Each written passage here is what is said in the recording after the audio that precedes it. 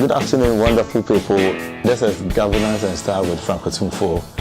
Here we bring some of our topmost personalities in our country, where we try to find out what they've been through, and then in the course of doing that, we encourage young people to pick up leadership responsibilities in the country. Today we happen to meet one of our very own, our mentor, our role model, in the person of Honorable Ras Mubarak. We are going to engage him to tell us a bit about himself, his political life, his education, what he's been through. Good afternoon, sir. How are you doing, sir? Very good, thanks. How are you doing? I'm doing so well. It's so great to have you on our show. Thank you very much indeed, and Afishapa to you and all the viewers. Afishapa comment to you. Honorable, we want to find out from you, who is really Honorable Ras Mubarak? Okay. Ras Mubarak was born in Tamale on the 3rd of June, a day before the 1979 revolution. So a lot of my friends call me Revolution Baby. That's wonderful. You know, I'm from a family of social democrats. My family has always voted socialist-leaning parties. You know, I'm the first in a family of 4. I've got 3 kids of my own, and looking forward to some more. Elected member of parliament for Kumbungu constituency in the northern region. A champion of opportunities for young people. Before coming to parliament, I was chief executive officer of the National Youth Authority. And I'm passionate about youth development and the need to give young people a lot more opportunities, not just in governance, but in the academia, in business, and so on. So that's Ras Mubarak. That is a lot. You have a lot to talk about yourself, sir. We want to find out from you, basically about your education. Did you school in Ghana? Yes. Okay. So I started school at Kamina Barracks in Tamale, and then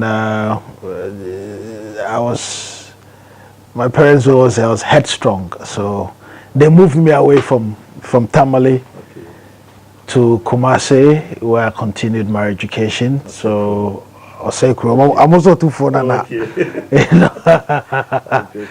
You know, so I went to Calvarian International, finished, went to the Institute of Business Management and IBM&J, Institute of Business Management and Journalism. And from there on, I did a diploma in journalism at the London School of Journalism, and traveled to Norway to do a postgraduate certificate in international development from the University of Oslo. And I also have some postgraduate certificates from the Swiss International Business School. You know, so that is as far as my education goes. Honorable, I believe you have a favorite. Call me Ras. Ras, I believe you have a favorite food, and you want to tell us what your favorite food is, and then probably the process in preparing that. Okay, so on any day, give me jollof and plantain. You know, I like jollof rice. It has to come with plantain. Fried kelewele. Oh, okay. You know, I like porridge as well. You students call it Hausa cocoa. Yes. Sometimes my family think I'm crazy because I could take it morning, afternoon, and at night, any day. You know, I don't get tired of drinking cocoa. I don't get tired of eating jollof rice. Fufu, yes, but I don't like the process of making it. You know, but I like to treat myself to a good bowl of fufu. Yeah, particularly with light soup or groundnut. Yeah. Honorable, based on your submission, we want to find out from you, how do you define good leadership? And then if I may ask, do you see the current leadership as a very good one? When you say current leadership of parliament, current leadership of... the current government, if I should put it. do you see it as they're doing the right things? There are positives and negatives, obviously, and I wouldn't sit here and pretend that there aren't any positives. Okay. You know, but obviously in the first year of every administration you would expect mistakes. You know, but some of the mistakes have been monumental. Okay. Some of them have been mistakes that we least expected. Take plagiarism, for instance. I mean, I was the first in the country to raise the issue that, look, the president had plagiarized his speech. And if you go on my Facebook, I can't even send you the link.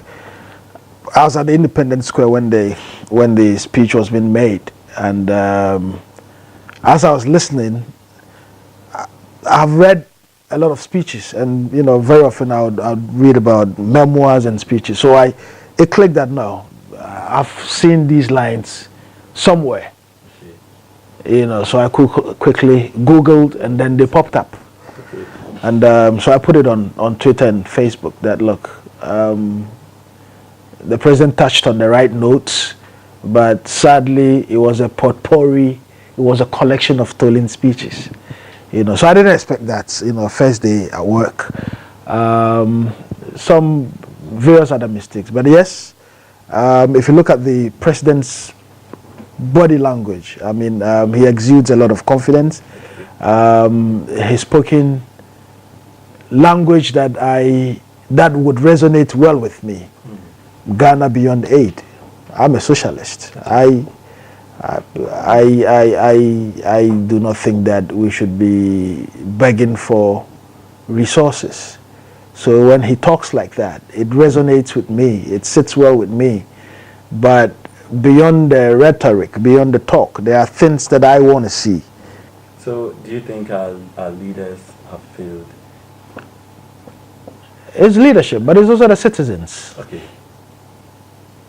You've acquired, you know, a taste for everything foreign, and you see everything Ghanaian as fake, or people have to make sacrifices. So even if the leaders are showing leadership, and from Nkrumah right through to the fourth Republican leaders, I mean, they've demonstrated some amount of commitment in getting Ghana out of the doldrums, right? But if the citizenry are unwilling to support, you as a private citizen, if you don't want to buy local rice because it's local, you want whatever rice from Thailand or China, how do you think the farmer here would thrive? Because companies can only expand and employ people if they are growing. If we are not buying it, it means they are collapsing. Today, where are all the factories that we knew when we were kids? In the 80s, in the 90s, where are all those factories? And more of the factories that are in existence are already collapsing because we are not patronizing. So it's not just leadership, but it's also yason, and that day.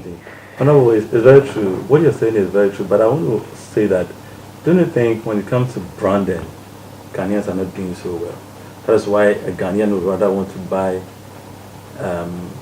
rice from Thailand than a lot of rice in Ghana. Don't you think you're not doing things right? Yes, we have to rebrand, but branding with a touch of local magic. Okay, magic. Wow. Because if you want to brand comparing to what is out there in the West, you may not get it right. It's a different setting, it's a different culture, it's a different everything, global market. So how could Ghana put its goods and services on the shelves, right? And also have buyers. But if you send something to Walmart and it looks the same as what the Americans have, they are interested. You heard what Trump has been saying. Sure. America first. And that is the talk we should be adopting. Ghana first. Ghana first. And he's not wrong entirely. I mean, he's got to be protectionist. That is the only way his country can survive. How do we survive? So we have to make it a point. And I know a lot of my sisters may not like it, but I'm going to say this. The Africanness in us, how do we get that out? How do we get the Africanness in us out? Do we get that by trying to look like Caucasians, by trying to look like Europeans? You know, it's if you look at how these hairs are made, I don't think you'd want your sister or your wife to wear one. Wow. And I like it when our sisters braid their hair. I like it when they are, you know, that is who we are. It means we must accept what we have. So there's a lot of work that we have to do. We have to accept. You see, there's been a lot of brainwash. Okay. We've been through slavery, colonization, neo-colonialism. It's a whole gamut of madness. Okay. And we need to begin to change. And that change begins with you. It is not government. It is not President Nana Addo Dankwa Akufo-Addo. It is not MP Ras Mubarak. If you change in your small corner and I change in my small corner and she changes in her small corner and he changes in his small corner, then we're making progress.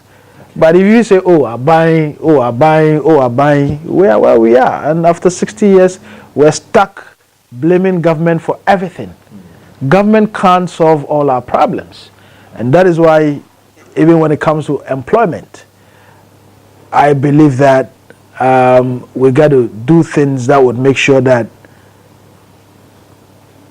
people are employed a lot more outside government circles. Because in the public sector, how many people can government possibly employ? But look at the number of graduates from public universities, from private universities. There used to be jobs in the past because we didn't have that many universities, because our population was smaller, right?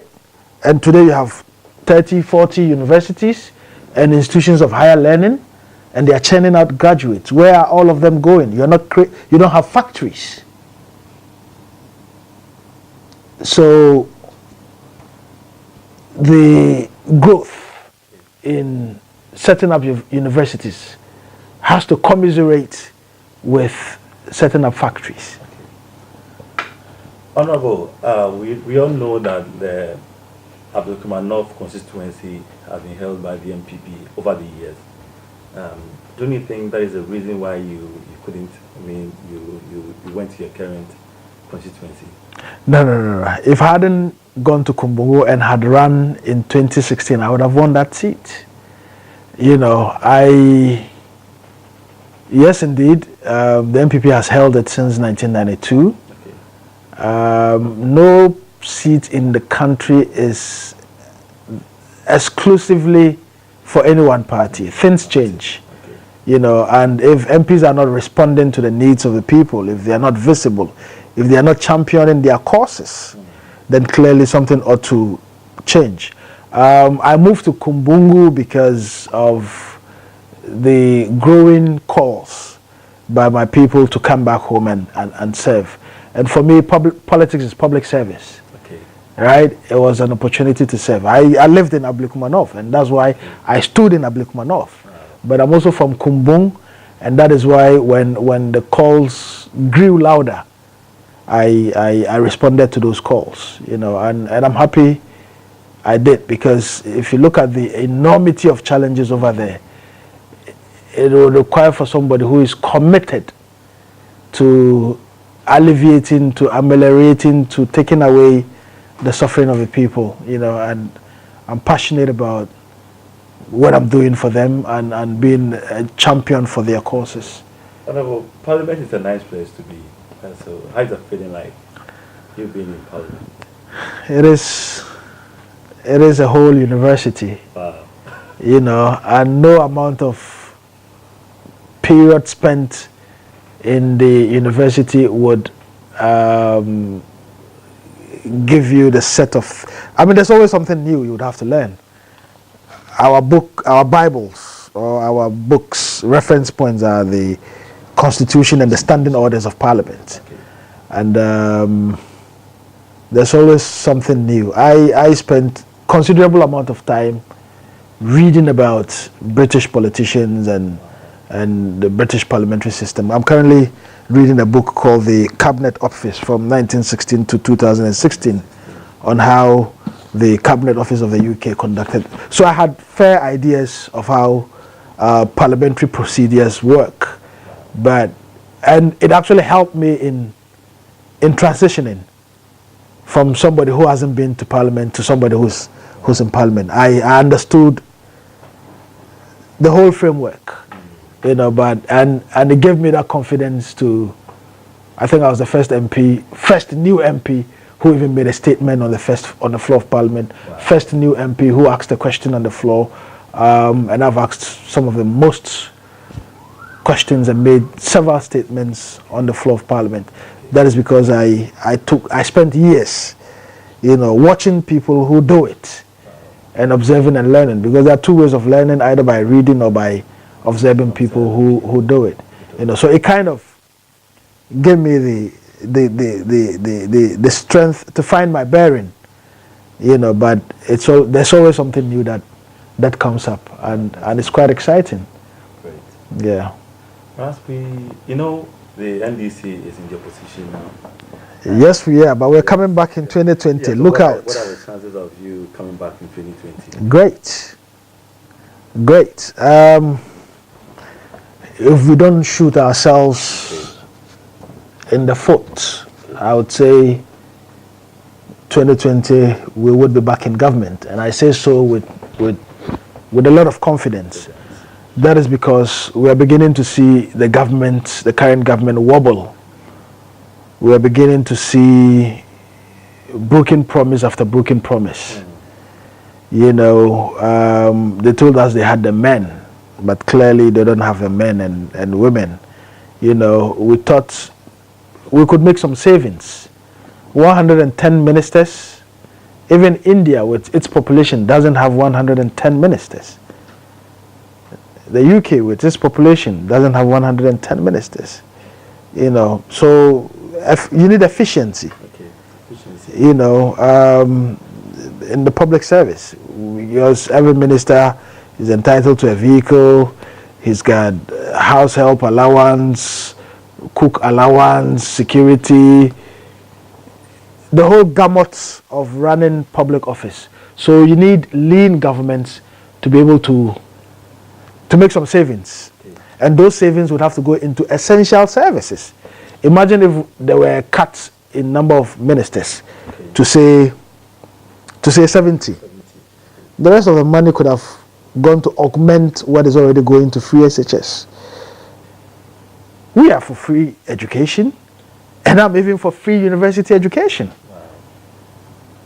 I would hope to see that in a future NDC manifesto there is free university education. It's happened elsewhere.